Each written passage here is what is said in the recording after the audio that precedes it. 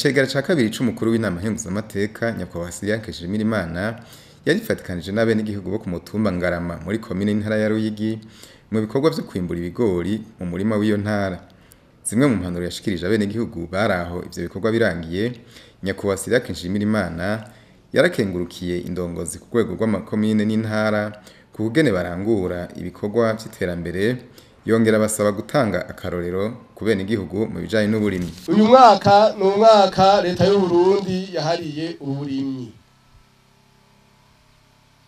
Yawariye uburimyi kuko arico gisata gitunze abenegihugu ndetse gitunze n'igihugu.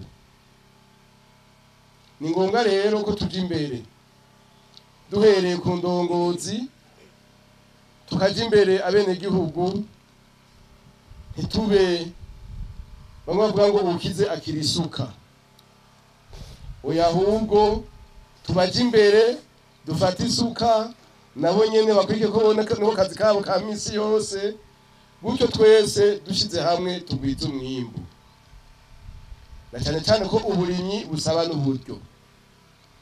Dusabe rero indongozi ziri ngaha ndetse n'izitari ngaha, niturekere uburimyi abenegihugu gusa, ahubwo tubaje imbere ni naho twobereka n'ubuhinga bakaturabirako wa mwimbu ukiyongera by'ukuri.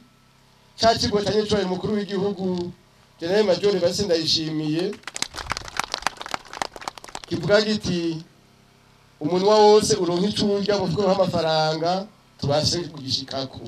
Ku muhinga mukuru uwo munsi naho nyakubahwa Sylvain Nshimirimana yarifatikanije n'abasirikare hamwe n'abapolisi bo mu ntara ya Ruyigi bahurikiye mu ishirahamwe Somipona Solidarité des Militaires et Policiers Natifs de Ruyigi mu rubanza rwo kwifurizanya umwaka w'ibihumbi 2022.